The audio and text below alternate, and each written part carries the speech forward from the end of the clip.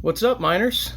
Today's episode of the podcast is brought to you by our brand new sponsor, RainTreeConstructionInc.com. Exciting news from them. They're actually switching their names from Raintree Construction to Rockwell Industrial and Mining. That aligns a little bit better with what they're doing these days. A company from this northern Nevada area started out doing construction work for houses and stuff like that, and they've since moved into the mining world, and now they're a global company. They're working across the United States, Canada. They got projects in a lot of places. So yeah, Shane and his group are a very specialized group. They offer a lot of different services, from shovel work, line boring, mill relines.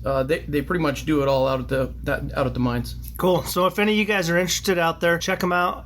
Right now it's RainTreeConstructionInc.com. You can also check us out. They'll be on. We'll post a couple things on Facebook for them. They'll also be on our website. If you'd like to support them just like they support this podcast, call them at 775-753-7845. Warning: explicit content. This material may not be suitable for children. Listener discretion is advised.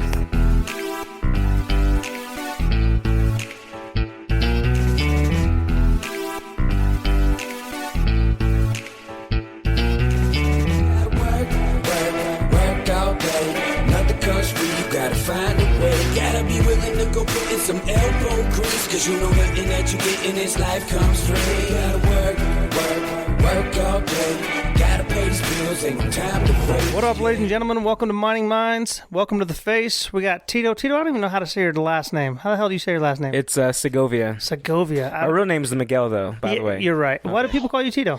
Tito's just a nickname my mom gave me. It was just, my dad's name is Miguel also, and I think she just needed somebody different to yell at, so that's probably what I kind of boiled it down to. Absolutely, man. Well, we got Dino Brunson in the house. Yo, what's up? Chris Rodriguez. What up? How you guys doing? So, Tito, we're going to walk through tonight. I don't know if any of you ladies know, but very good looking, handsome, work out quite a bit, man.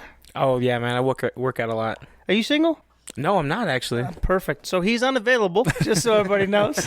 Didn't know that. Setting him up for letdown. Yeah, I'm just letting you guys know. But now we're sitting here with Tito. We're going to chop it up a little bit. Kind of to start out, dude, give us a little backstory about you, who you are, where you came from, how you got into mining, what drives Tito, the man behind the face. The myth, the legend. That's crazy. That's a lot of questions, so you're going to have to probably walk me through the rest of those. Absolutely, man. We're here all night. What was the first one again, though? Like 7-Eleven. We ain't always doing business, but we're always open. So what got me into mining, honestly, it's a pretty interesting story. So when I first moved to Elko, I honestly didn't even have a job when I first moved here. I walked into Home Depot and looked for the sharpest guy that was in the store and gave him my resume and said, he's like, "What do you need?" I said, "I need a job." I gave him my resume and he says, "You know what, come back tomorrow." And I realized that if I walked into and applied on a kiosk, I wasn't going to get a job. I was like, this is just not my style. So I walked in and gave me a job. He's like, "We're going to pay you the highest, that we can pay you. And then, here's your position." Well, I was working there for a little while. And then throughout that time, everybody kept saying, "You need to go work at the mines. They pay well." And I'm like, "Nah, that's not for me." Because I came from Texas where a lot of the work is in the oil fields, and I never wanted to work in the oil field, so I felt like that was really that, And so, as time went on, like a year and a half or so, I was like, you know what, I'm going to give it a shot. My friend was on, and he's like, I can get you in, we can start working here, and so he got on first, and then, pulled me on with him, and I got hired on within like 3 months. It was pretty fast. It was crazy fast. And so I first started off in the warehouse, actually, out in one of those areas out there.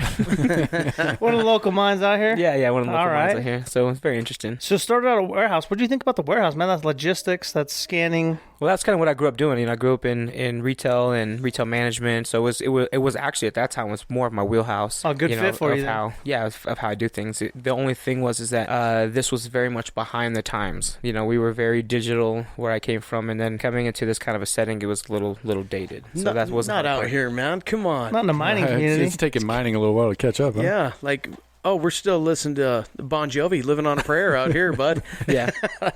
So is that where you ended? Because I don't know a lot about, I guess, the backstory behind Tito.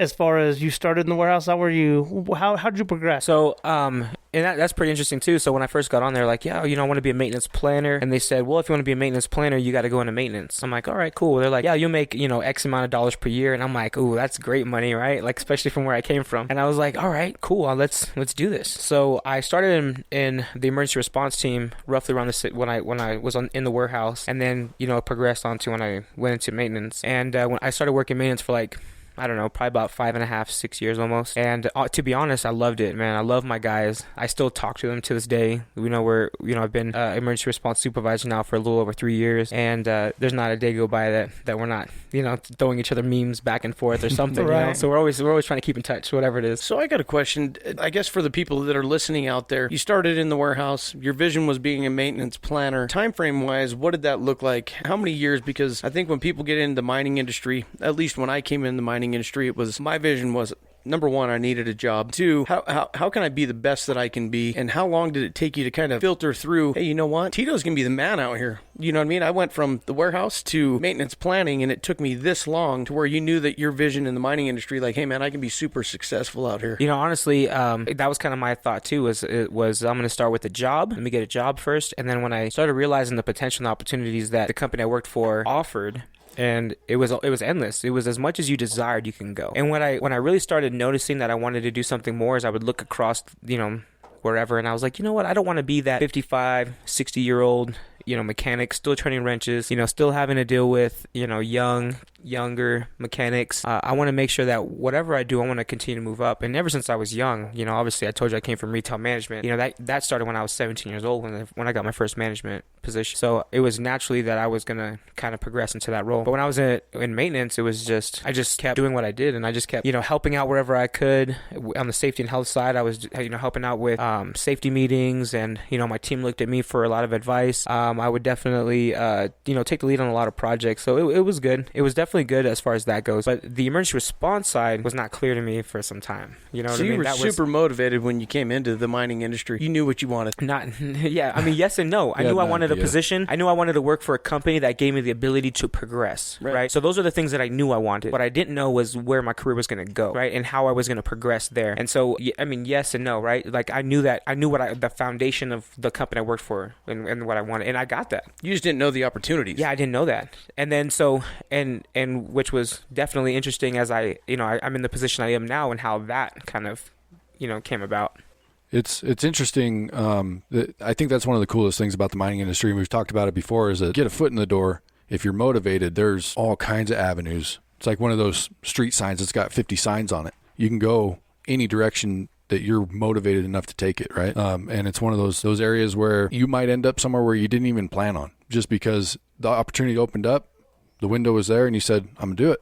I'm going to go give it a shot. Yeah, so let me ask you this. Do you have a maintenance background? No, I didn't. Right. Yeah. And so that's even kind of interesting, right? Well, yes and no. I mean, I did work on cars a lot when I was a kid. I built up, hot rods and street racers, so I knew what... So you turned a wrench. I turned a wrench, yeah. Yeah. Was that part of the interview, though? Like, hey, we're going to have you be a maintenance planner. No, I mean, I worked my way up to the bottom. I started off as a changed luber. An alternator once. Yeah, exactly. I mean, I worked my way up from a luber, and then I just was like, oh, I want to do more stuff. And I'm gonna tell you right now, yeah, it's crazy. I mean, they sent me to the college here in town, and I learned a lot of stuff. But when I left, I was doing overheads and valve adjustments and injectors, and and it was crazy when I went from like warehouse to now all of a sudden I'm doing what I'm doing, and it was unreal to me that every time they gave me an opportunity, like, you're gonna do this, and I'm like, okay, I'm gonna do this, and I made it happen with the guys around me, and we doing some crazy jobs. But no, I didn't really have any. Was it about the money? Is that why you changed from warehouse to maintenance? And was the money getting better as you were going through these different steps in the journey that you were on? No, that was absolutely definitely a motivational factor. It was the money, and I was able to progress too. It's like, well, I'm going to go up here, I'm going to go up those tech levels and make more money. But I mean, honestly, I think I've always been kind of driven to do more. I never wanted to be the guy standing still, the guy that just kind of was like, okay, well, you're not that good, so I'm just going to give you this work. But it didn't matter to me, and I told my boss this all the time, was that, if you want to pay me this much amount of money to go, skim oil off of water from an incident, I'll do that. Like, I don't care. If you want me to pay me all this money to sweep floors, I didn't care. There was no job that was above me, right? And I didn't care. No matter what tech level I moved up to, it didn't matter if they said, okay, you're going to go do this PM. Okay, cool. Yeah. And I never complained. It was just like, I'm just going to do, what do you want me to do? Okay, I'll do that too. Well, done, I'm going to be the best at it. Right, I'm going to be the best at it. And when I'm done, I'm going to check in with you. I'm going to say, hey, what do you got for me next? Because I'm done. Right, and that's the kind of the cool thing. And I think where we'll lead into is now you went from a warehouse to maintenance. And during this whole time, you were part of a mine rescue team. And I think, and with the competition coming up, and that's why we asked Tito to come in and kind of bullshit with us. Now, that puts you in a position to be on a team and get into a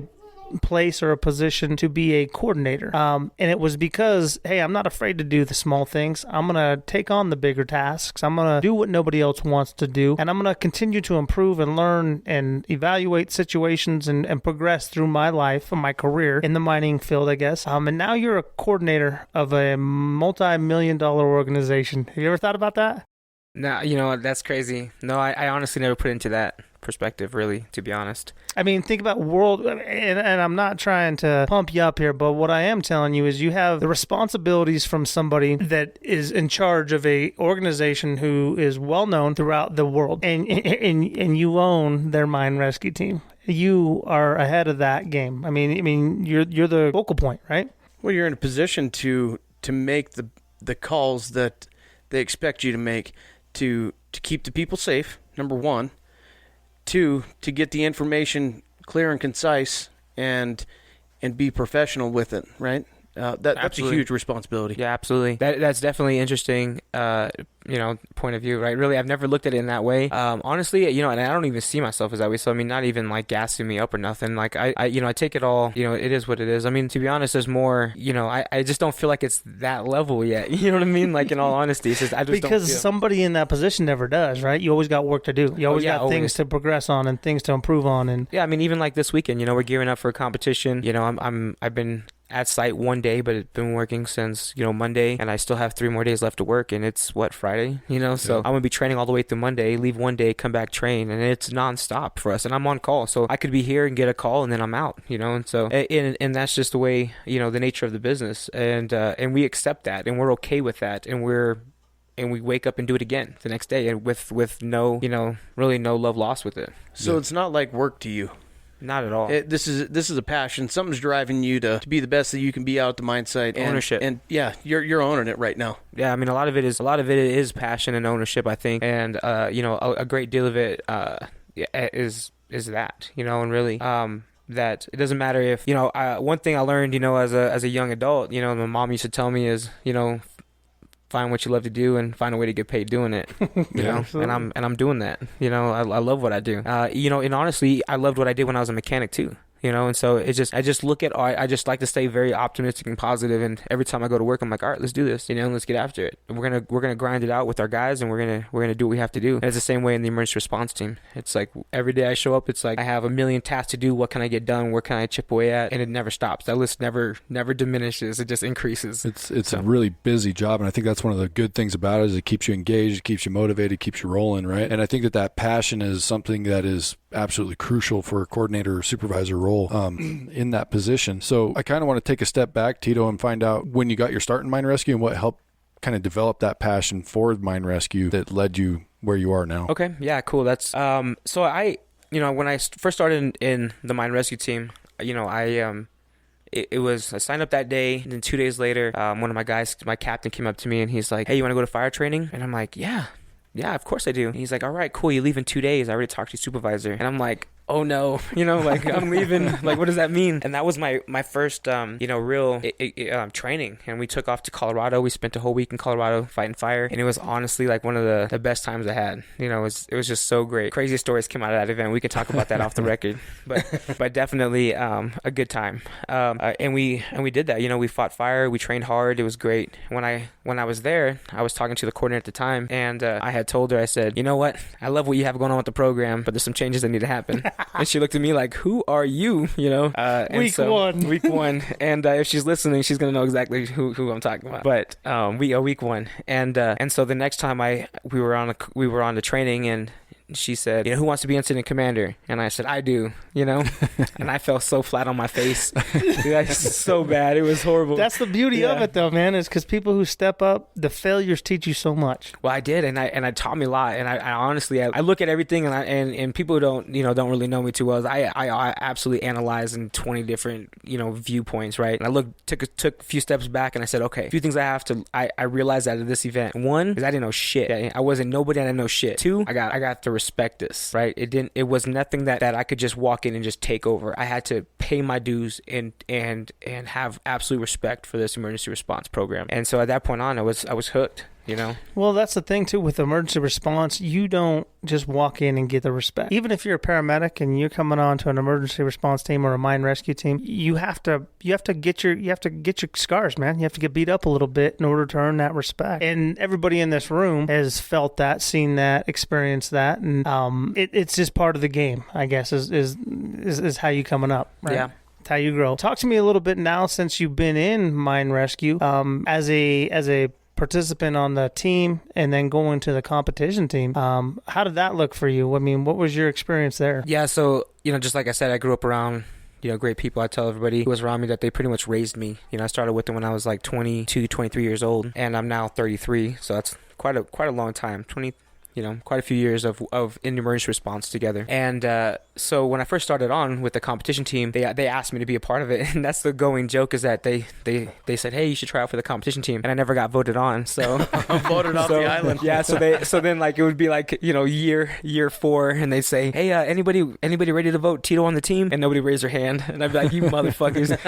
So in the meantime, you're out hustling everybody. You're like, dude, I know my ropes, I know my medical, I know my hazmat. Yeah. And there was some things I was okay at, but when I first started, I had absolutely zero medical experience. When I first started on the competition team, the first year I started, we competed, and I was an alternate the second half of the year that year, and then the next year I started. But I was over there learning my skill sheets, and I didn't even know what I was saying. I was like, yeah, decap BTLS, I'm checking for JVD, tracheal deviation, jugular vein distension, and then they were like, do you even know what you're saying? I have no clue, but I know it says on the sheet, and I have to learn it. And so I memorized it like line for line. I was getting like 40 points every time. I was like, I'm getting it every time, and I had no clue what any of that was. And I was just like, I'm just gonna do it. What's Crepitus? Yeah, what's Crepitus? How helpful was that to you when you went to your EMT class? It made sense. It was all clicking. It was like, what? That's what that means? Yeah. It actually helped out quite a bit. And so the next year we were, in Rock Springs competing there, and I was fresh out of EMT school, and I passed and everything, and the guy was like, this guy right here, he goes up to my coordinator at the time, and he's like, this guy right here, he's gonna be good. And I was just like, he's so on point. And she's just like, great, he's just fresh out of school, he's got all this stuff going on. And then the next one, like, a month later, we ended up taking first place overall. And so we were definitely getting into that direction, and I felt it coming, and so it was definitely good. But just to backtrack a little bit, being a part of the team and growing up with all these guys, I grew up around individuals that have been a part of the emergency response team for quite a while, and I was fortunate and blessed, to however you want to say it, to really be held to those standards, because they pushed me, right? They wanted me to be better. And so it's awesome to see, what that has become, because I owe it to them. I wouldn't be the rope guy today if it wasn't for them, right? I wouldn't be,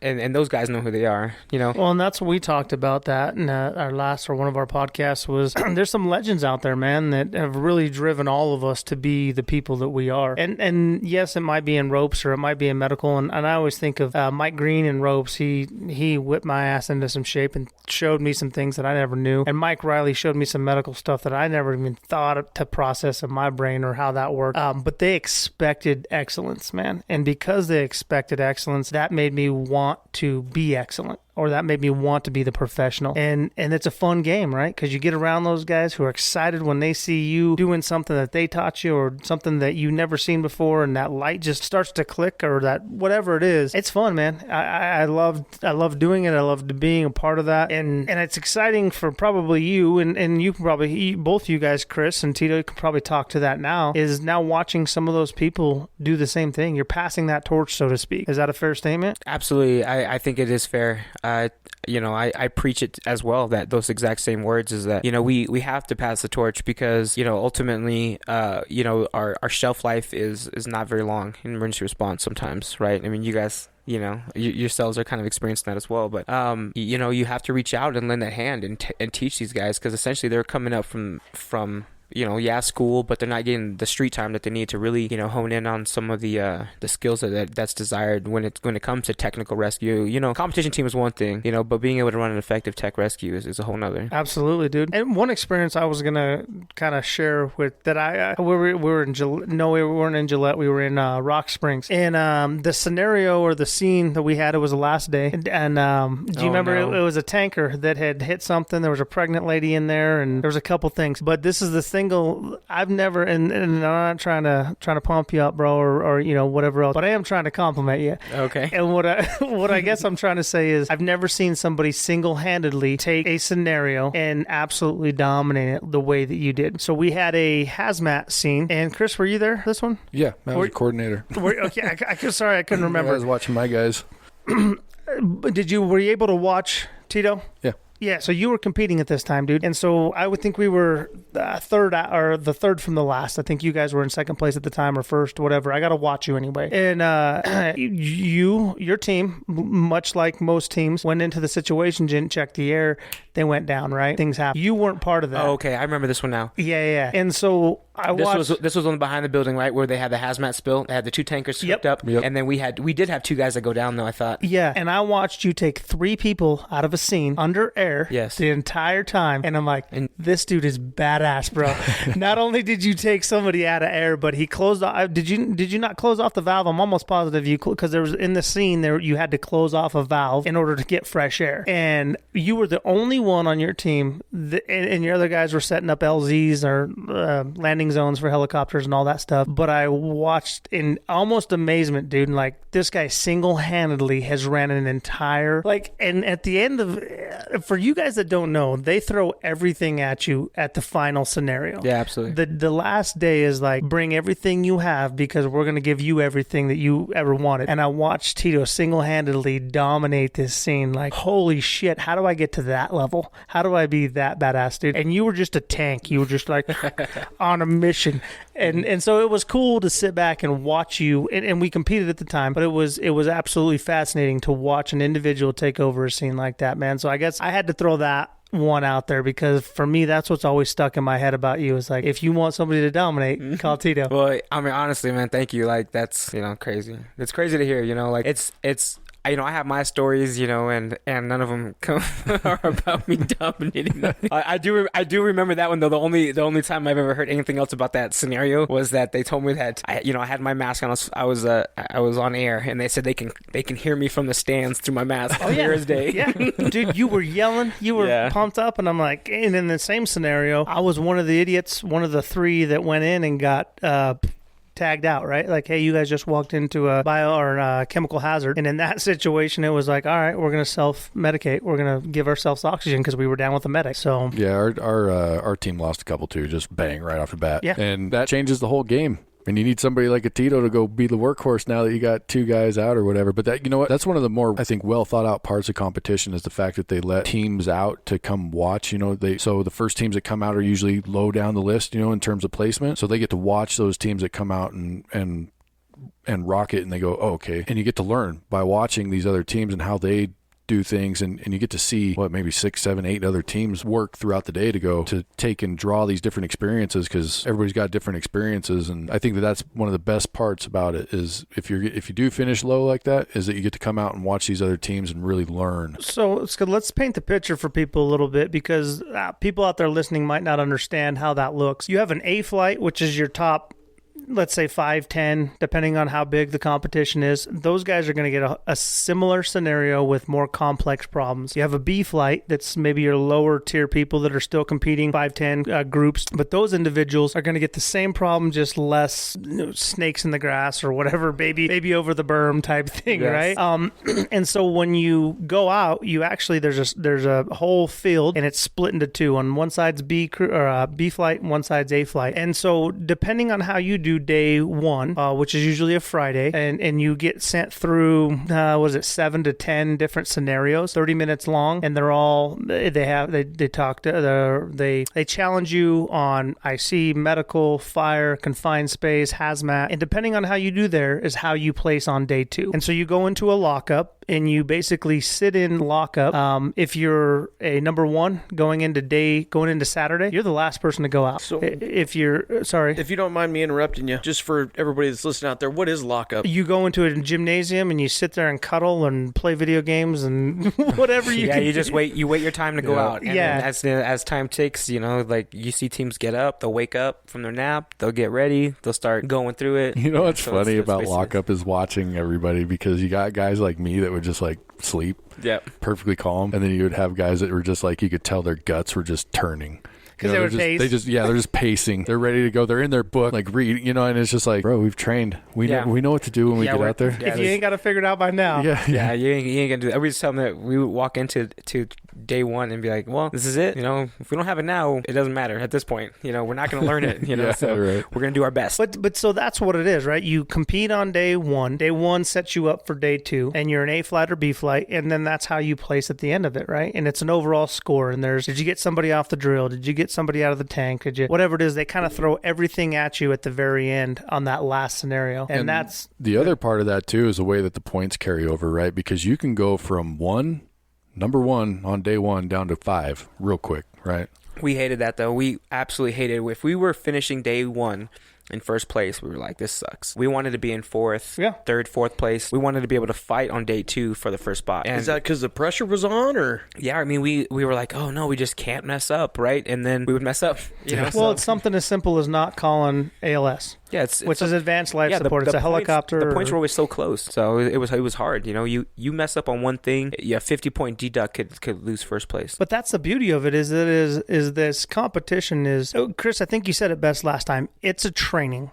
And it's a training to see who is going to be consistent, who is going to be the best at what they do every single time that you go out. Was day 1 a fluke, or is day 1 and 2 going to tell you where you sit 10, 20 other mine sites that are out there? Yeah, and it's all based on a given scenario. That's the thing that everybody needs to understand about that too, is that, the difference between 1st and 4th or 5th place in A flight might be 120 points or something like that, or it may be even less than that.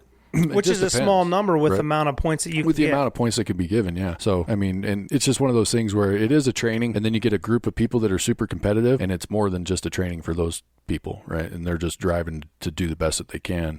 But yeah, Tito, when you take your experience with competition, how do you transition with that experience into being the supervisor now? And what kind of your experience, what are you sharing with your team of your experience? I think honestly that question is a little more complex than that, right? But I mean, I like it though. It's really hard to just dial in on specific points. But I think ultimately the training that you get from it, I mean, really you cut down a mine rescue or emergency response individual from you can cut their training almost in half by joining the competition team. And so the comp team really gave me more realistic live experience, even though it was scenario based, and we had patients where that it really helped me that when I was on calls in real life, helped me to manage them, stay calm and collected, to be able to make my comms properly, and to allocate resources however you want to word that.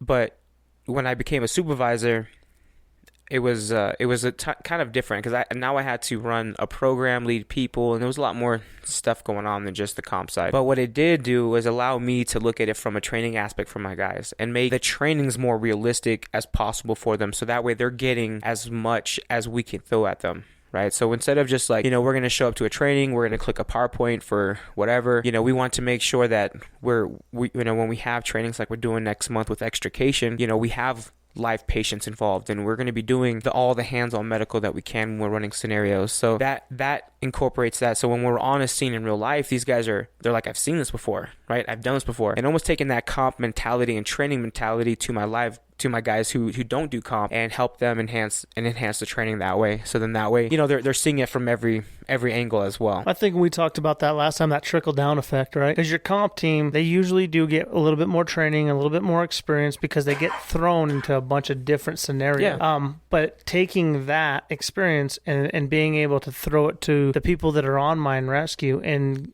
explaining to them the importance of why you need to know hazmat, why you need to know your ropes, why the gas chart's important, or whatever else, I think is huge. It absolutely is huge, because people sign up, and we talked about this last time, for mine rescue, or they have in the past, is, hey, I got a t-shirt, I got a hat, I got to be part of this group. And now it's like, no, you're expected to put in work, and this is the work that we do. And I get it, you dig holes, and you're in the process division, and you're a mechanic, but I'm also asking that you know how to save somebody's life, and that you know how to respond to hydrochloric acid spill or something along those lines, well, right?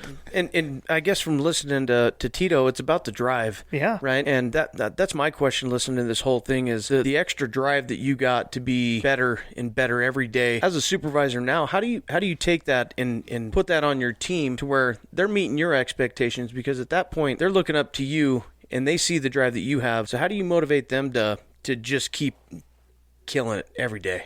I mean, that's honestly, that's more, easier said than done still. I've been a supervisor for a few years now, and really, what you need is driven individuals as well. And so that's what makes my day happy. So when you have individuals that are driven by themselves to be better, that's what makes it that much better. It's hard for you to add drive to somebody who doesn't have it. But I do have expectations, and I hold everybody equally to these expectations. And it doesn't matter if they are the guy that has drive. If they mess up, they're going to understand that these are still expectations, right? And so there's areas where I absolutely don't deviate from. But it's easier to get somebody running in the right direction than to get somebody running.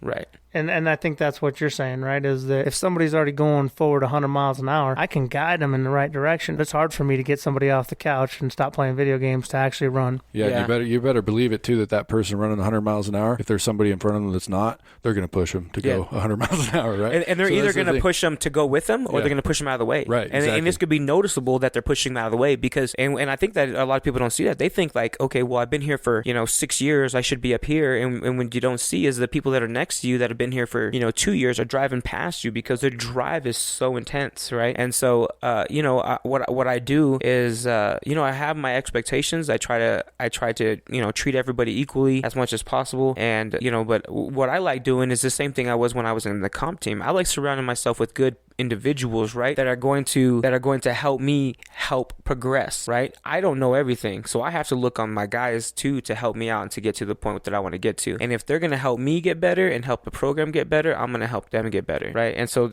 that's that's always been kind of my mentality is I want good people around me. You're looking for like-minded people. Absolutely. So do you look for the new guys that are coming in? Are you looking for somebody that was or is as driven as you were, because you can see that in people, right? I mean, it does in the mining industry. Those people stand out a lot. It's like sometimes this dude's hungry. Yeah, and sometimes I don't want to say it's hard to manage, but it's like, man, how do I slow this guy down for a minute, right? Sometimes you got to pull the reins back a little bit on some people. Yeah, absolutely. In the initial interview process, it's an interview, right? Everybody's gonna hype themselves up, like, yeah, I'm so hyped, I'm ready. Like this is what I want to do. I've been talking about this for a long time. This is where I want to go. And then when you start giving them the training and saying, hey, did you realize that this is gonna take a lot of your personal time and a lot of drive and commitment to do, and then they realize that maybe I'm not cut out for this. And really, in the beginning, we give people the benefit of the doubt, and then we're gonna push them and try to get them trained. And then as they're gonna work great. I have guys who've worked phenomenally, right? They've done amazing things. And then there's people who I'm like, they didn't really make the cut as far as I thought they would. At first I looked at it as, it might be me, right? Did I select the wrong person? But sometimes,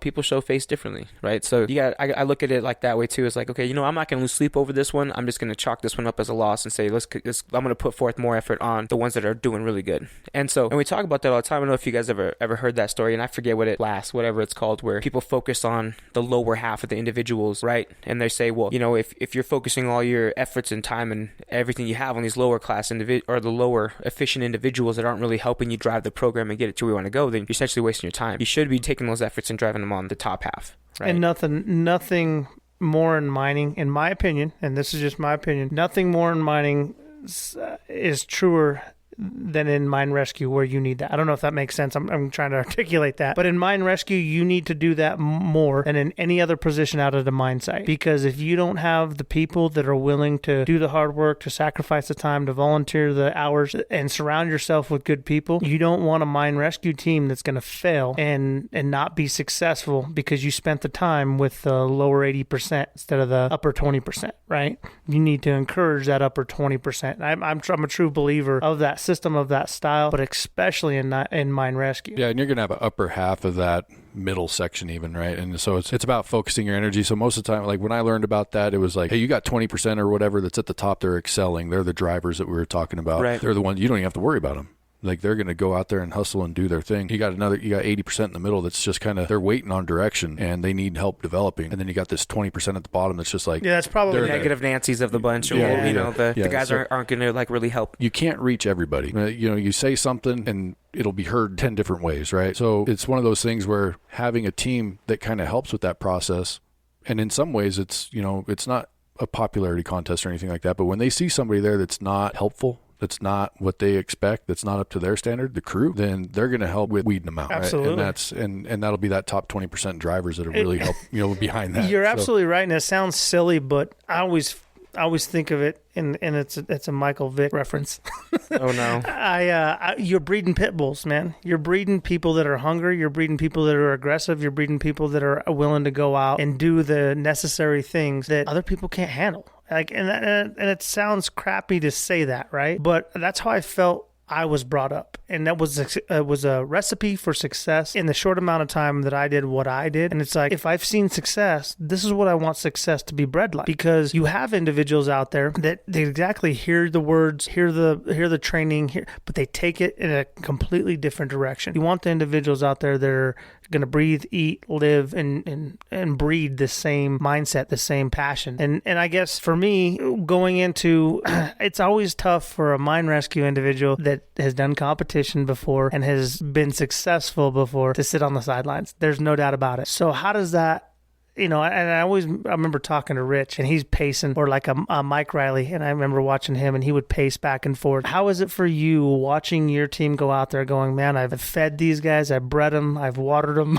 and these are my pit bulls, right? These are the guys that I want to go out, guys and girls that I want to go out and be successful. How stressful is that when you come to a competition? Oh man, it's so stressful. Like if I thought it was stressful when on the competing side, right, where it's like I'm gonna wake up, I'm gonna get ready, I'm gonna do my routine, I'm gonna stretch. Whatever that is. Pre-game poop. Pre-game, yeah. Make sure I get all of that in and out. But it was absolutely so stressful. I mean, I don't even think I had gray hair so I started this job, honestly. But like the comp side, I feel that, and I never realized how much that I this once, and I felt rich at this moment when I started this position, right? And so. But it's just really tough to watch. It's hard to watch, and more so because you're like, when they do great, you want to just be like yell and high five and just jump in there and like hug everybody and be like thank you, and then when they do bad, you just like, what are you doing? Grab it, like it's right there, so it's just tough, right? And so but I always remember this story. Like I always remember this. I was in competition in Gillette, and we just did horrible, like just horrendous on this one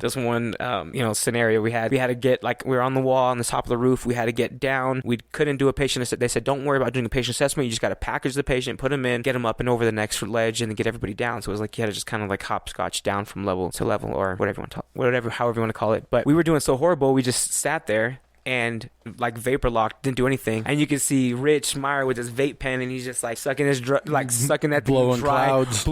You can see it from like the third tier roof up, and he's just pacing back and forth. Smoke and you hear signals. a cloud, you see a cloud, and walk back and see a cloud, and we're like, oh man, like, he was so mad, right? So then we get back to the hotel that night, and I hope he listens to this because I tell him the story all the time. It's one of my favorite. But he so we're in the hotel room, and he's giving us this speech like, you guys are shitty, you guys got to get your act together tomorrow, what are you guys doing, this whole thing, right? And he walks out the room and slams the door. Boom! He walks back in the room and he says, I forgot, I like to finish on a positive note. Good job. Slams the door behind him again. Boom! And walks out. We're all looking at each other like, ooh, dude, great management theory, Meyer. We better get our shit together, right? Like, yeah. So it was definitely interesting. He's the Bill Belichick of mine rescue. Yeah, definitely. I mean, he was definitely the head coach. I think that a lot of us needed too. At that time, it was. he demanded excellence, right? You know, he pushed us to get to that level. And Dude, hashtag motivational speeches. yeah. They go a long way sometimes, especially when you got people that are willing to be critical of themselves. And and that's the thing too, is that, you know, we didn't want to let anybody down, our guys down, him down, you know, and so we took it very personal when we didn't do good. And so I mean, you're absolutely right. You need guys to be critical. What you don't need is guys to saying, well, fuck that, right? Like, you don't need that shit. You need somebody who's gonna be like, you know what, we got to do better and get our shit together, and tomorrow, you know, we're gonna do it as a team. You know what's interesting is I remember when and being in the coordinator, watching different teams go through and everything, and I see some teams walking around with their Stokes basket and carrying it or pushing it or however they're allowing you to do it. But you looked at me like that, dude. Like, listen, we had to carry everything. We were the bad news bears. He's seen you do some dumb shit probably. So, but I see some teams walking around and they're not even talking to each other. And I remember when we were walking station to station, we were like calling shit out, like, hey, Rodriguez, you need to get that stuff up quicker and get back over to me, you know, or whatever the case might be, you know. So we're in the middle of station to station. That's an opportunity to start, hey, talk to each other, you know. It's a debrief. Yeah, quick, in between stations, debrief. You can't really plan for anything because you don't know what you're walking into, but you can say, hey, this is what we could have done better real quick, you know, just the ones that pop out to you. Yeah. Dude, you guys are giving me so much stuff to post on our social media right now, like hashtag hints. Like, for the guys that are listening out here, these guys are trying to educate you on maybe what you should be doing out there coming up with the Olympiad, right? Well, I mean, I agree. I mean, so let's talk about that a little bit. How are you preparing your team for the Olympiad? oh man, first of all, you have to have a team. Aside from whipping. Yeah, these guys are, you know, honestly, it's been tough, and it has nothing to do with like having guys. You know, with so much going on with the mine site, it's making it so tough. I have, you know, schedule changes that have, you know, changed role recently from, you know, Super 7s all the way, and then now we have 5-4s, and then I have guys on the same crew they won't let off at the same time, you know, and then people have lives, you know, they have things going on in their lives, whatever it is, right? Vacations, graduations, whatever it is they have going on coming up, and it makes it really hard to house a team when you have that. And so and more recently, you know, in the beginning of the year, I said, you know what, we're scratching the team. Nobody has a position. You're going to have to earn your spot this year. You know, nobody has a guaranteed position, including the captain. And I said, if anybody wants to challenge the captain, you're more than welcome to challenge them. And so, and what I kind of expressed to them is that what they don't understand is this is absolutely the extracurricular side of what we do in emergency response, right? We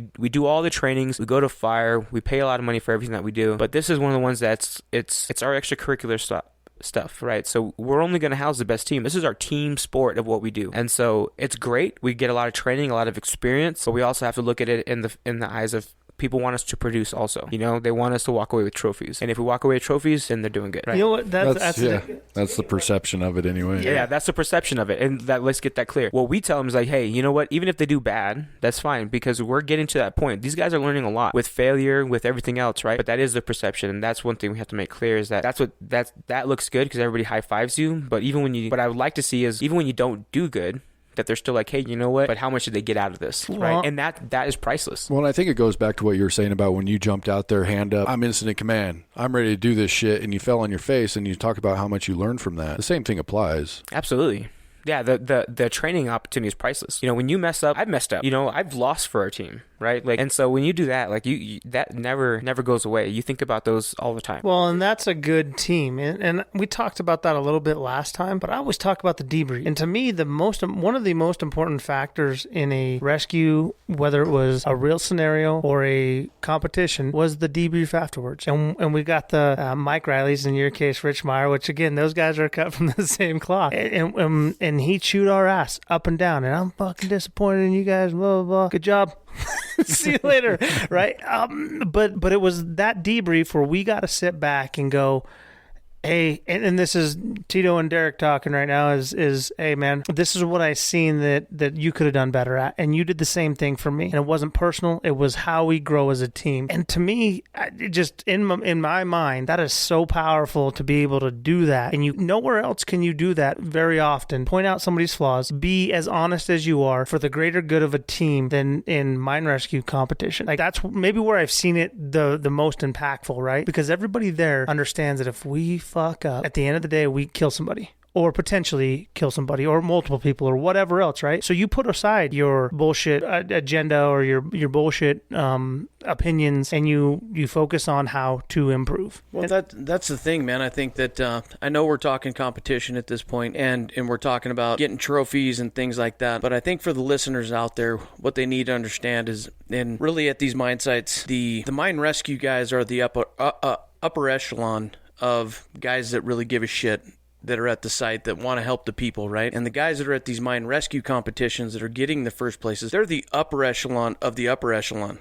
They're uncommon amongst uncommon people. They are, I mean... I agree 100%. That's just the way it is. And mass respect for guys that are in your position, or even for you, Tito, that you're taking 7 to 10, 12 guys into a competition knowing that you are world class, cut from the same cloth of the Bob Phillips of the world, the Chris Rodriguez, the Mike Rileys, and you're tying all this stuff together, pulling your passion into it and making it your own. And now it's like Tito's team's world class, right? Yeah, I mean, honestly, I agree. I think that, there's guys on the mine rescue team that are there, and I'm going to reiterate a little bit what he said. They put in a lot of work. A lot of extra work. And what people don't understand is these guys are pulled away from their families. They're pulled away from work, and they put in a lot. We don't take it easy on them. They don't just sit around and do nothing. Those guys are training their butts off. They're held to definitely a high standard, and they're held to a high standard all the time. I got guys showing up with beards that come back the next day when I get them on the team, and they're clean cut. They have these guys look sharp, and I tell them, you know what I mean, like, because that's what I expect, right? That's how we want them to be. We want them to make sure that when they are at work, that they're respected, and when they're at home or in this town or in the city, they're respected. So when I have guys and I hold them accountable, I have guys showing late. I'm like, hey, why are you late? Well, I'm not with Mine Rescue. I don't care. When you're not with Mine Rescue, you're still representing me, right? And our program. And so these are the expectations. So guess what? This is how I want it to be, right? And it changes a lot. Those guys are held to high standard. The comp guys, they do a lot of extra work, and those guys put in a lot more time. Well, it helps build the professional miner too, right? Guys in the city in general, they see somebody else holding themselves to a higher standard. We've talked about keeping up with the Joneses, right? To where these guys are holding themselves at a higher standard. Next thing you know, the city's holding themselves to a higher standard. It's a trickle down effect. Totally. It absolutely is. Well, we've talked about it a little bit too, is the chicken and the egg, right? Because we see in mine rescue where you get people that come into the program and they end up moving on to a supervisory role or a different role, and they learned a lot in mine rescue about leadership, and then they took that and went to and made a career in a different direction from it, or whatever the case might be. And maybe they stay in mine rescue, maybe not. But what do you think about that, Tito? We've asked a couple other guests about, does mine rescue breed that, or do the people that come in already have that quality within them, and then mine rescue just kind of helps steer it? Yeah, I think a combination of both. I think that they come in with definitely they possess the ability to progress, right? And they have the passion, they have the drive, they want to do good. Like Victor Ortiz, right? Another one, just like everybody else. That knucklehead. Yeah, that guy. I hope he's listening. I do too, man. Yeah. Nah, Victor's good shit, but he's a pit bull. Yeah, he absolutely is, man. He's a very driven individual, right? And I competed next to him for several years, and I think he was on your team too at Gold Strike for a while. And I didn't know if he competed with you guys then, but but definitely, individuals like him, they're driven, right? They have that before, I think. They possess that professionalism, that a lot of that knowledge. This helps drive them, though, I feel like, because you're put into a leadership position where you're leading individuals in a different, aspect of the mining world. Right? Gives you an opportunity to focus. What I mean by that is it gives you a reason to drive. It gives you something that carrot, right, to chase after. And it allows those individuals that have a lot of drive and really don't know where to go, and then it kind of propels you into going, man, I know medical. Man, I know hazmat. Man, I know this. And I believe, in my opinion, that creates good leaders, because it shows drive, but it shows that you're able to learn and progress and do different things along the way. I mean, and I bet if we took a snapshot on individuals, not just going into a mine rescue coordinator position, but actually into positions, how many of those people were a mine rescue individual? Right? I was going to say, I can name, a bunch of them, right? I mean, they started off as, even a captain on a team, or even a rescuer on a team, however that is, and now they're in a supervisor role. I absolutely feel like the emergency response program breeds and helps to facilitate people's progression. Well, future leaders for sure. Absolutely. One of the last podcasts we had, a dozer operator, Hazen, right? right now, that's what he does. He's a dozer operator, and he goes to the trainings every month. He's trying to work his way into being an EMT. And I think for the listeners out there, that's something that they definitely need to understand, is that we're talking straight mine rescue tonight, right? But these guys are dozer operators, Yes. shovel hands, truck drivers, excavator hands, process people. They've got other jobs. It's not uncommon for us to have guys with multiple degrees coming into this too. You know, I mean, you're absolutely right. They're professionals in their normal job, and then they become professionals in their side job, which is the emergency response. Yeah. It's the ultimate side hustle, dude. Yeah. And it's an ultimate reward too, because I can guarantee you guys, I wouldn't be the person I am today without mine rescue. And I know a lot of people like to use the emergency response team because they don't like the mine. We don't save mines type mentality. But you know what? It is mine rescue. We are out there to rescue individuals at a mine site. It's huge, man. I wouldn't be the individual that I am today. Character, professionalism, Absolutely. and able to handle all that stuff without the people that have influenced me through that process. Yeah, and I agree. I 100% agree to that. I wouldn't be where I'm at today if it wasn't for, one, the company I work for, and two, my guys and my emergency response team that I was a part of that helped propel me to the position I'm at today. And so, I mean, like I said, I owe a lot to them. I wouldn't be the rope guy I am today, or the medic I am today, if it wasn't for that. So who do you look at when you go to mine rescue and say this individual or these couple individuals really set the tone for me, really paved the way for me and motivated me to be who I am? Well, so it's very easy for me to talk about these people because, like I said, they pretty much raised me, but one person that definitely had a huge influence on my progression was Marie Sandoval, and she was great lady, man. Oh yeah, she's an amazing woman. I love her to death, and I still keep in contact with her. Like we go and have barbecues all the time. It's true that mentor. kind of a true mentor, and the reason why I say her name first is because she's truly like my mentor, right? And I use a lot of that, and it's kind of interesting too. She's calling me up now for help, and I'm like, what, Marie? What do you like? You do this, right? She planted that seed and watched it grow, and now goes, you know what? This guy's been in the game. Let me bounce some stuff off him. Yeah, I mean, it's great, and I will always extend my hand out to her. And honestly, I feel like I owe her more than I will ever be able to give her. Right? She's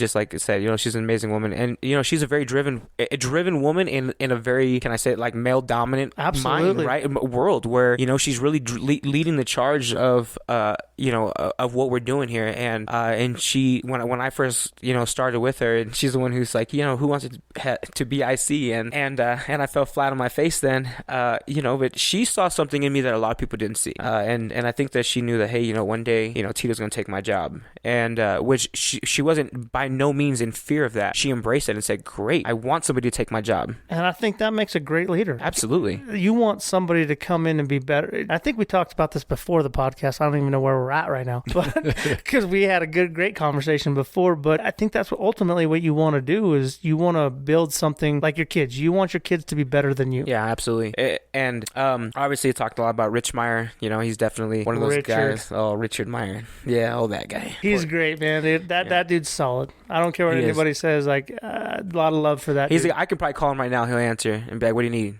If I told him, hey, I need help doing this, he'd be like, I'm there. What do you need? Right? And so he's just that kind of guy. And really, it's not just with me. I mean, he's like that with any of his guys. So he will definitely give you the shirt off his back.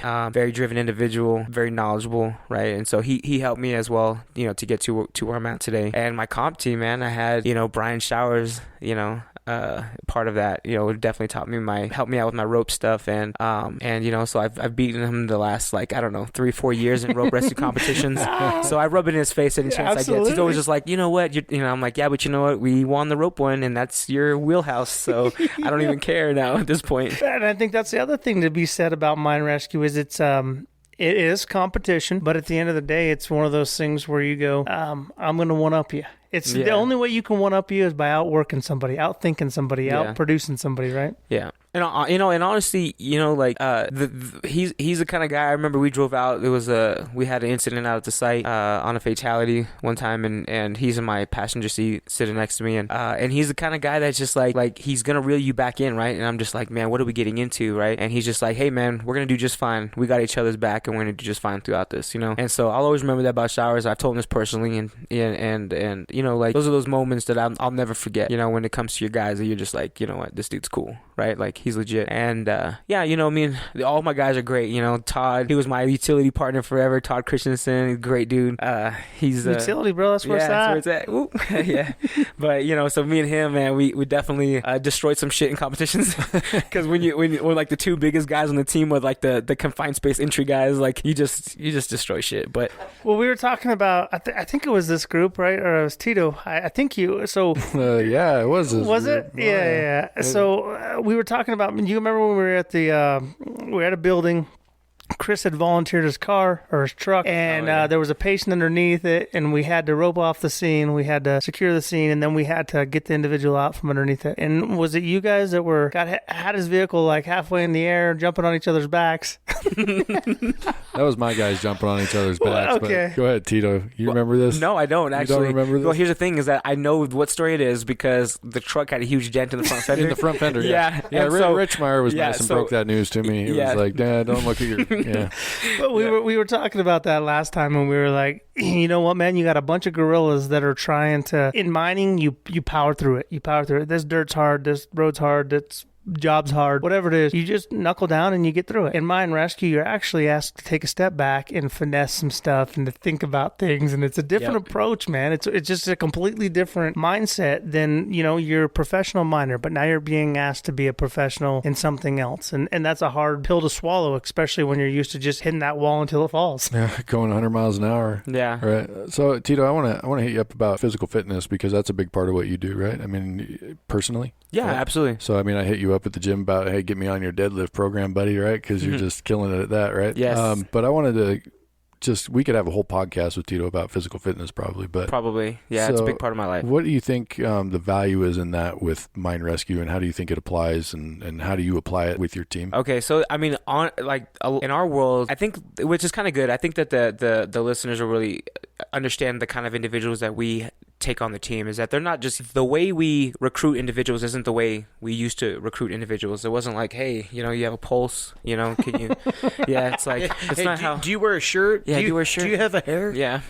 What? Yeah. So, you know, it's not like that no more. You know, our guys, you know, in the interview process, we make sure that they understand that, hey, this is a physical game, right? They have to be able to do these things. So our guys go through a physical. They have to go do what's called a PWA too, so a performance work analysis, and they have to go in. They put a 45-pound vest on. They have to pull a rope up to 75 pounds. They have to lift weight up to 100 pounds up to the waist. They have to shoulder press that up to 75 pounds.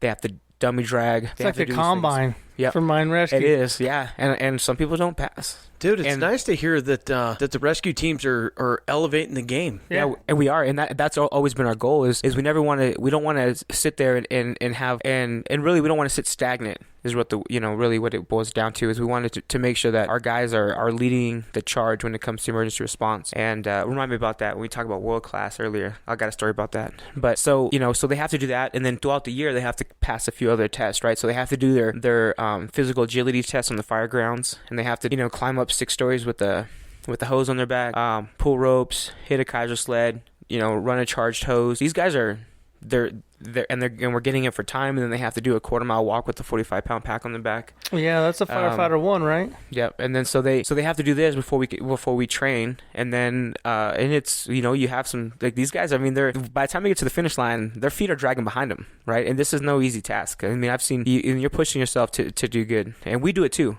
So it's not like we're just watching them and whipping the Yeah, that's what I was going to say. Is you're leading by example. Yeah. We're there with them. We have to do PWAs too. We have to do the PAT test too. And then we do the pack test, of course, for well in. So we do that 3-mile hike. And then I encourage it. I encourage fitness. We have a fitness program too, set up for guys so they can attend the gym and do these things. I've taken my competition team too to the gym also. We just worked out last week together. And so I preach it. I think it's very much needed. I think that when even my guys are like, man, I did the pack test, and I've never breathed that hard. It's time for me to start looking at this. Dude, the pack test is no joke. And it sounds simple, but throwing that extra weight on you and getting around that track and the amount of time that you need, it's no joke. So my question is, since you're so involved in the gym that you go to here, I guess I've never had the experience to even, I just go to the gym, right? But do the gyms around here offer some kind of discount to say, hey, I'm a mine rescue guy, I get 20% off because I'm helping the community out, right? Yeah, I mean, not necessarily. I would say ish, right? Like we've developed, stuff with the gyms around here, and to be able to help and provide for our guys, right? So and so that's really what it's not like, hey, I can just walk in and get it. It's part of our program. We developed it around our program too. So that's one of the things that we try to push. We try to push physical fitness, and I tell my guys all the time, you want to come work out with me, and they'll reach out too. It's amazing when they get their asses handed to them afterwards. They're just like, you know what, Tito, it's time. So we'll get them in, get them working out. But I mean, it is my. And I started working out a long time ago. We played ball together, and but before that, I was just looking in the mirror, and I was just a fat guy. Like whoa. Do you think that's what because we've talked about this before on the podcast too, is that sometimes the mining lifestyle is very sedentary, depending on the position that you're in, to where I was a haul truck driver when I started here. I came here at 180 pounds. Next thing you know, I'm 210 pounds, and I'm looking at my lunchbox, and guys are making the wrong decision in the morning, or what I felt was the wrong decision in the morning, grabbing the burritos, grabbing all the fast stuff that you can to put in your lunchbox because they're not pre-planning their meals like Chris had talked about in a couple of podcasts ago, to where it all goes hand in hand, right? To where it sounds like being a part of the mine rescue team, you even got to level up on that too. Yeah, no, definitely. Preparation's the key to success in fitness, absolutely. And and it's the key to success in a lot of other stuff too. But yeah, in life. But yeah, I mean, but more specifically, you have to make better decisions and better choices. And the company we have has opportunities for people to get in and talk to people and get that advice. My goal is I want my guys to be the best all the way around. I want them to look sharp. I want them to look sharp with their shirt tucked in. Right, I want them to be clean cut, and those are just kind of the expectations that I have essentially. But ultimately, what I also don't want to happen is the same mentality that I had when I first started. Is I don't want to be the guy going down. I'm 240 pounds. I don't want you to carry me out and be like, Tito went down because his physical fitness sucks. Right, he's a pile of shit, and now I have to drag him out. Yeah, you don't want unhealthy people trying to take care of unhealthy people. Right, exactly. Well, in that, and people get offended or whatever about it, but that's the reality of life. It is. You don't have firefighters that are 700 pounds that can help somebody. You can't do that. It's not possible. And so what the direction that you guys are going is, I think, a very healthy direction. And it's not to say that there's not good people out there that aren't paramedics, that aren't EMTs, that still can't help out. But what it is saying is that you can't do a wildland fire. You can't cut this line like we're asking you to do, because we're going to ultimately put you in a position where you're going to fail. Right. And I don't want to see that to my guys, like it would kill me to see one of my guys go down in a training. You know what I mean? And that's the nature of the game, is that I would probably hang my hat, if that would ever come down. Well, the cool part is, I guess what I'm hearing is that the mine rescue game is leveling up. It really is. I mean, from when I started 9-10 years ago till now, it's leveled up. I mean, physical fitness is where it's at. It's getting there. I'm not gonna say it's where it's at, but we still have a long battle to fight. But I mean, we're not stopping. Like we're not gonna accept the defeat, right? We're not gonna just say, oh well, it's not working, so here it is. No. There's a lot to this stuff, right? There's a lot more than just saying words, right? And that sound good.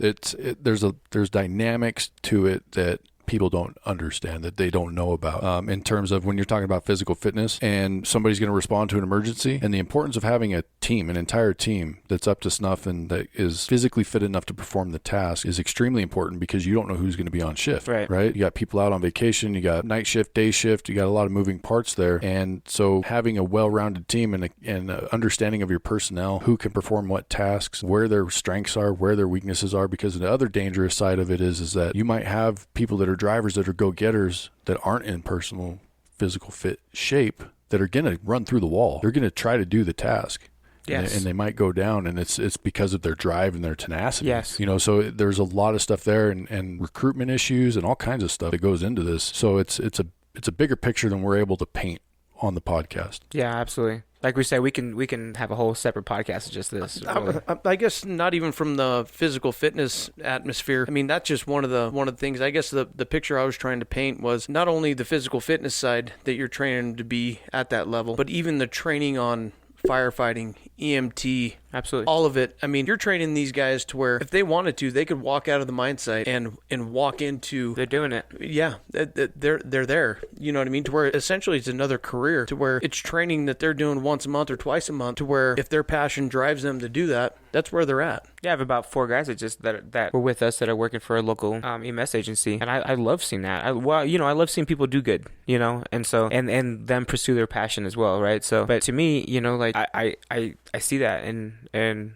some of our guys are doing that. Some of our guys are trying to get on with departments now, and so I encourage them. I give them every opportunity we have to give them to help them and assist them to do that, and more power to them. And I hope they get it. And it's still helping the community, right? Yeah, I was going to say you're breeding better individuals is what you're truly doing is just making people better. And if there's anything you can do from a mine rescue standpoint or a mining standpoint, a supervisor standpoint, that's what you want to do is you want to help people get better. Ultimately. So walking into this competition, the Olympiad, it's a big deal, man. Let's call it what it is. There's some high stakes. It's the local bad boys club, right? A little pride, little pump your chest, like yeah. So you feeling any pressure? How's that look for Tito and his group? Yeah, I feel a lot of pressure. Hey, which drives my guys. I asked them even this week. We're going to Rock Springs in a week or so, and that's a fun comp. It is a fun competition. Just because they put on a phenomenal competition. It's so real life. Sometimes you from the start to finish, you're getting your ass handed to you.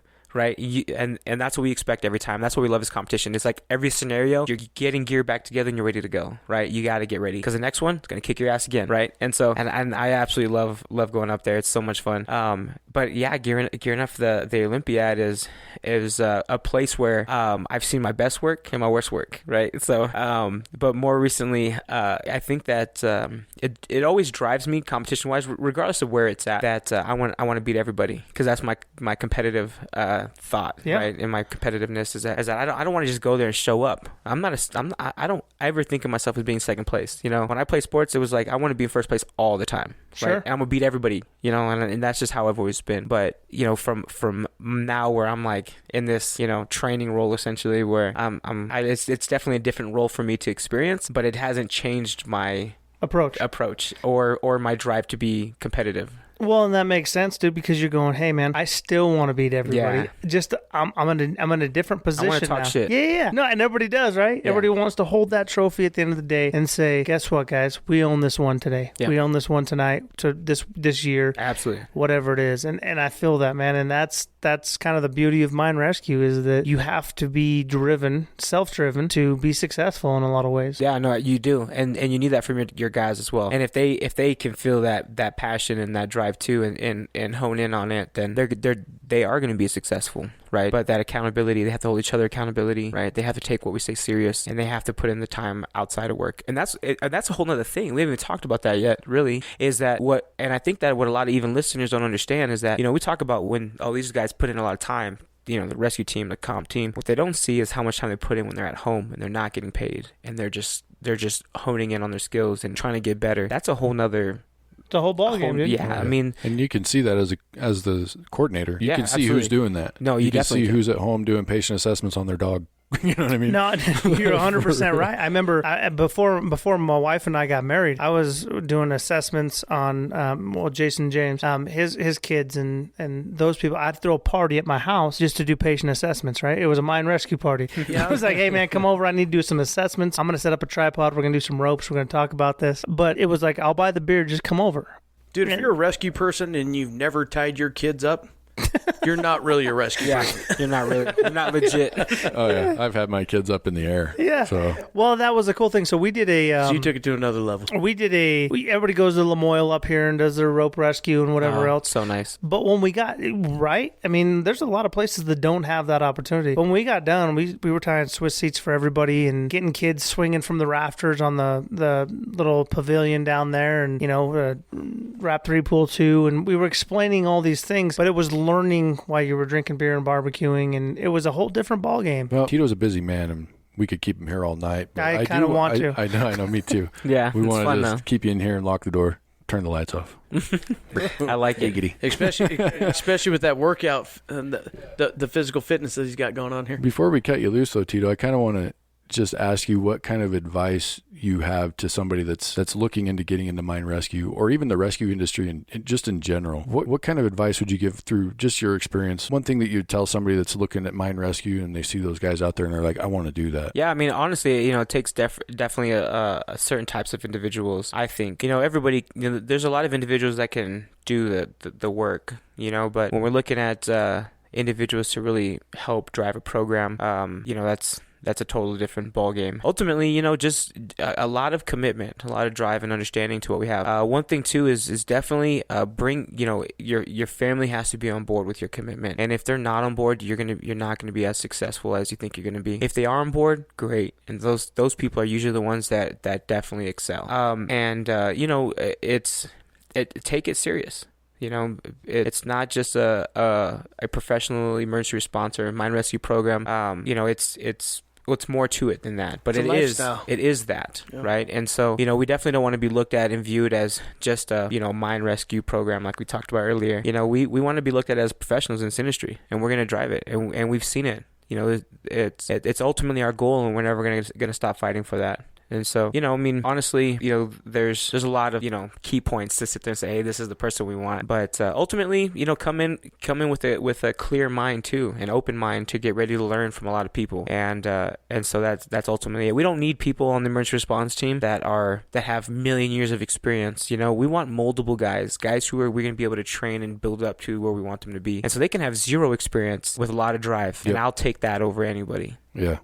For sure. And I think you make a great point. We've had people that are world-class firefighters that come in and think their shit don't stink, but they don't work out because they can't pass that information along, or they can't help anybody else, right? Like, you got the resume, you got everything that you want, you have it, but you don't know how to share that with anybody else. So that doesn't do anybody else any good. You're great at who you are, but that doesn't help everybody. Right, absolutely. Got to be a team player, baby. I mean, and it's just as much, a word to the new as a word to the I guess more experienced, right? Is more seasoned, is pass the torch. Yep.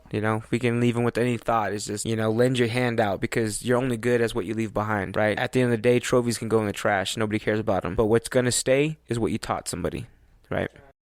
And ultimately, I guess, taken from this is what happens at the mine, right? Because that's why we train, is to make sure that we're there for the mine site. People get to go home. Absolutely. All right. One last question for you, Tito. What song do we need on our playlist? Ooh, I like that one. Oh, we love asking people this. Like, what do you mean? Like on your playlist? Like your I intro want one playlist? Song from Tito Segovia that I need to put on my playlist. Man, can I look it up real quick? Like, how much time do I have? I don't know. Here? What do you have? What do you have in your head? I'm a huge Nipsey Hussle fan. Obviously, I listen to rap music. So, what do you mean, obviously? Obviously, it's pretty obvious that I listen to rap music. To us in the studio. Yeah. You ever heard anything on Ills a Kill? No, is that even music? Bro, are you kidding me? I'm just joking, man. Dude. Hey, he's an underground miner in northern Nevada. You need to, if you haven't heard him, you need to check him out. Okay, I will. Can you text that to me? Because we're gonna show you before you leave. Yeah. Oh, okay. I'm good with that. We can do that. You don't like no Pac? Huh? No Pac? I mean, you don't like any Pac? Yeah, man. I'm a huge, so what people don't understand, I'm a huge hip hop head, but Victory Lap from Nipsey is my jam. That's multiple times. One is that slow it down, listen to what he has to say, but two, that's the song I'm jam. So if everyone's wondering what I'm hitting when I'm hitting big numbers in the gym, it's Victory Lap. Victory Lap from Nipsey Hussle. Nipsey Hussle. Yep. There we go. We're gonna have to hit a gym sesh with Tito. Tito's going to put you in the dirt, dude. I'm down with that. I want to get put in the dirt. That's what I look for. I'm the guy that's doing fives, just doing curls of five. Like, man, I'm doing reps. Don't even worry about it. Yeah. Yeah, he's talking like 5 eggs. Yeah. All he talks about is I'm not really in the gym to get, bulky. Yeah, I don't want to get I just want to lean out. Yeah, that's me, bro. That's me. Hey, do you follow Craig Goliath on IG? No, I don't. I feel like you need to get on the social media scene, bro. Okay, I'm going to tell you guys right now. I am on the social media scene. I just don't. Look up Craig Goliath. What he says is, "You want to get huge?" Oh no! You're gonna love it. No, man, we appreciate having you on, dude. Yeah, thank you. It's been a pleasure. We wish you and your team good luck in the upcoming Olympiad. So right around the corner for them.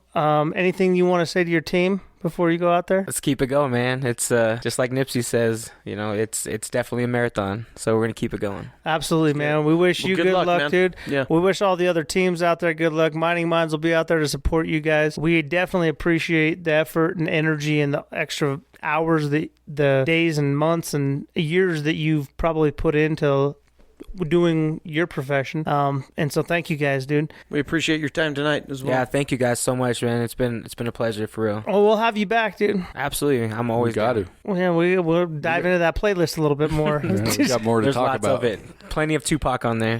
Perfect. All right, guys. Thanks for joining in. MiningMindsLLC.com, Facebook, Twitter, Instagram, MySpace, bitches. Adios. Peace. See you. Yeah.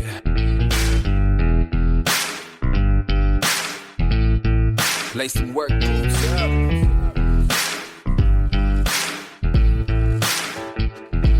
Yeah. Gotta go to work.